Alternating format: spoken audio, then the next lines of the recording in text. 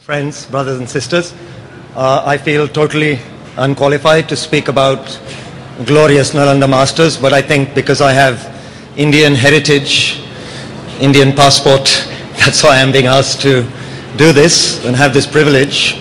Because if we look at the history of Buddhism, then we see the extraordinary respect that the Tibetans have for India, the land, the holy land of India. Why? Because Buddha Dharma started in India and was transmitted to Tibet from the 7th century onwards, due to the kindness of the early propagators, Shantarakshita and then Guru Padmasambhava and so forth. So tremendous love and respect for India, and then of course also for giving refuge to the Tibetan people after the events in Tibet in the 50s, culminating in 1959. So this tremendous respect for India amongst the Tibetan people, and especially those who have studied and gone deeply into the Buddha Dharma. So that's why they've asked a total simpleton like me to just say a few words, maybe of encouragement and inspiration, to inspire our minds regarding the glorious masters of the Nalanda tradition who adorn the backdrop here. So,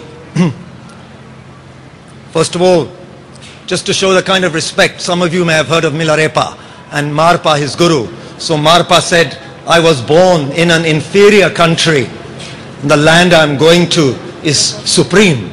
He says this if you read the life of Marpa. So it shows he feels that Tibet was an inferior place, and he's going to India to absorb the teachings and bring back the texts.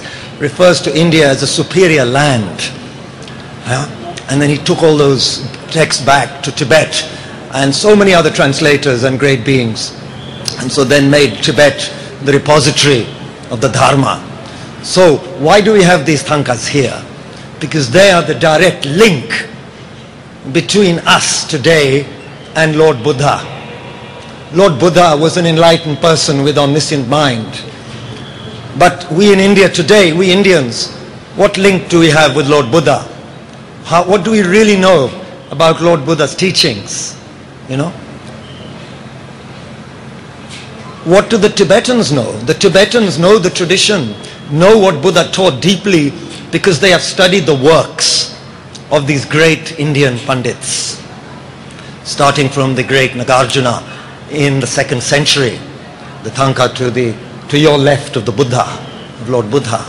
All of these great masters. So I'll just briefly go through the names first, so that you know, in fact, not only the 8, but the great 17 great Pandits who are connected with Nalanda.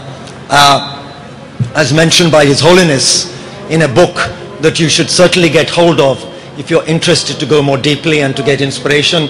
It's the Invocation of the 17 Great Scholarly Adepts of Glorious Nalanda by His Holiness the Dalai Lama, where he praises each of these, the 8 here, plus the other 9 great Pandits. So there is Nagarjuna, who was prophesied by the Buddha and who gave incredible wisdom teachings, free of extremes, the extremes of permanence and the extreme of nihilism, and who was the great being who was prophesied by the Buddha, who would again spread the great teachings of the middle way, elucidating very clearly the meanings of the teachings, dependent arising and emptiness. Then there's his great disciple from South India, Aryadev, who is the crowning jewel amongst the holders of this tradition of Nagarjuna's teachings.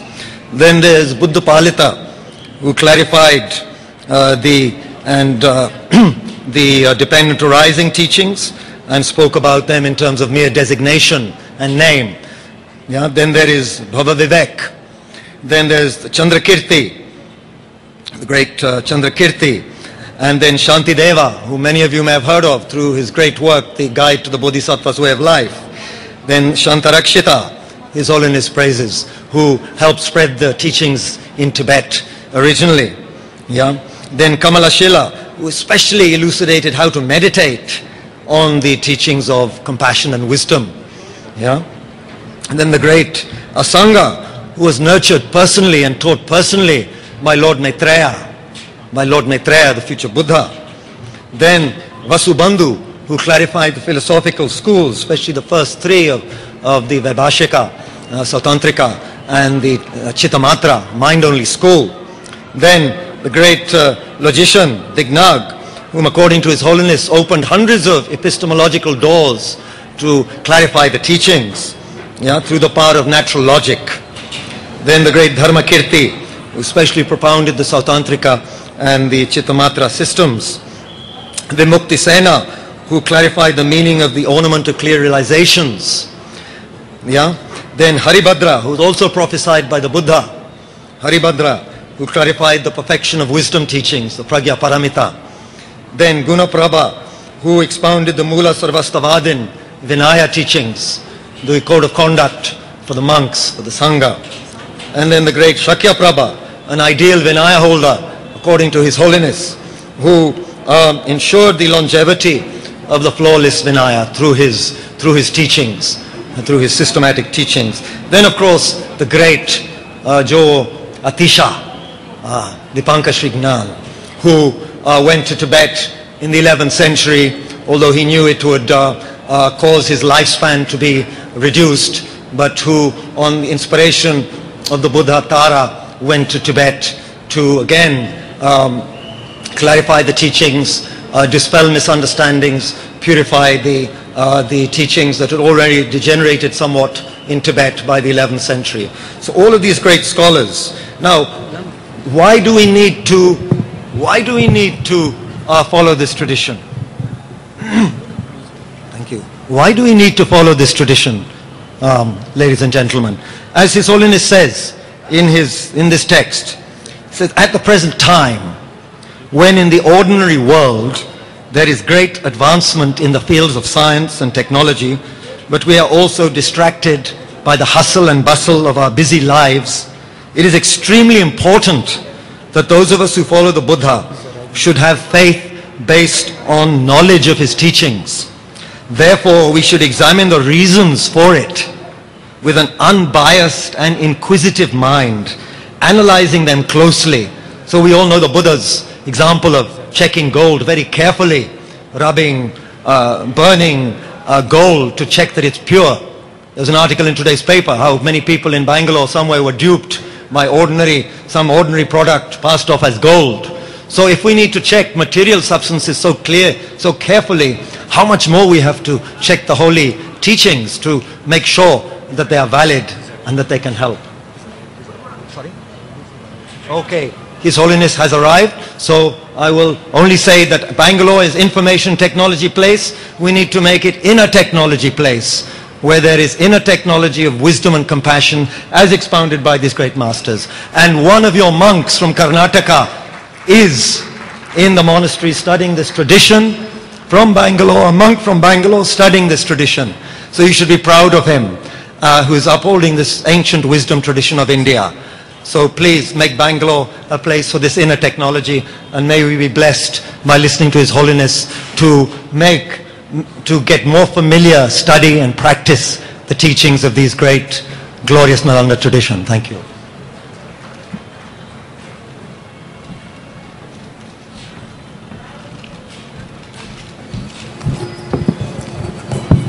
Good afternoon.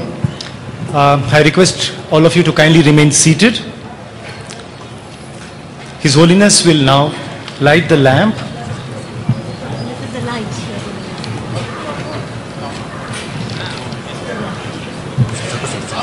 Indian traditional light. Yeah, made from flowers.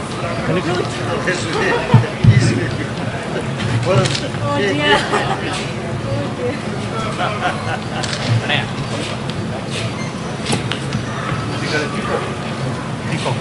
Peacock, that's right.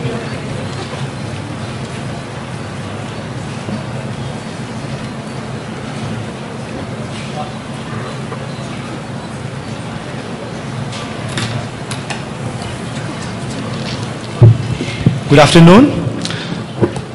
I request all of you to kindly remain seated. I'm SBS Surendran here in the role of MC for today, and I need to announce some important points. I thank you all for switching off your mobile phones, and please keep it switched off till the end of this program until such time His Holiness moves away from the stage. You may please remain seated when His Holiness moves away from the stage at the end of the program, and for security protocol, kindly remain within this place till the entourage moves out of this venue. There will be a question and answer session towards the end of the talk, and the volunteers will actually walk down now to hand over papers to those of you who wish to address questions. At 3 p.m., the volunteers will again come down to your right, and you may kindly hand over the questions. The questions will be picked randomly, and the maximum possible questions to be answered in the 30 minutes will be taken care.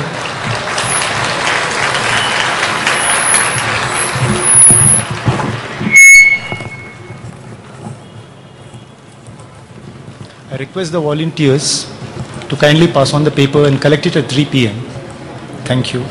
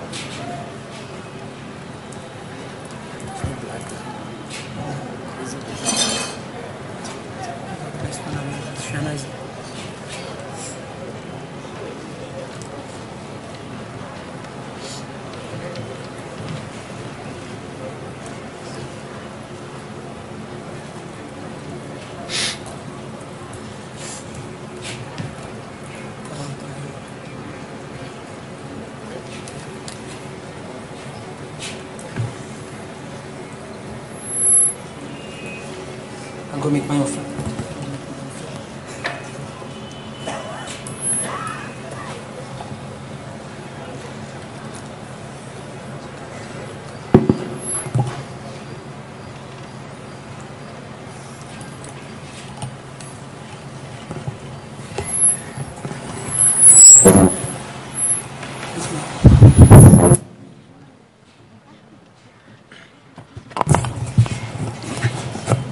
His Holiness just lit the lamp to bless us with knowledge and dispel darkness in our lives. Now I invite Thara Melwani from Singapore, the FPMT Director, to welcome His Holiness. Thara Melwani.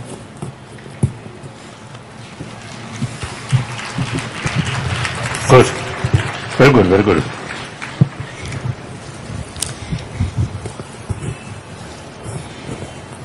Deeply revered and most precious Guru, Your Holiness the Dalai Lama, you are the religious and political leader for millions of Tibetans, Nobel Peace Laureate of this world, precious Guru and living Buddha to millions of students around the globe, the embodiment of all the Buddha's compassion.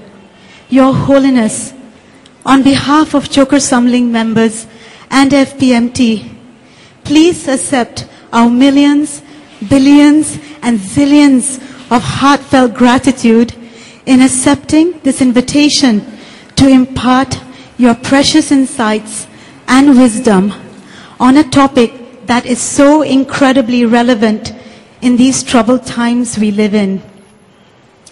We are all so extremely blessed that Your Holiness is granting us your precious time in spite of your demanding schedule, that just hearing it leaves me simply exhausted.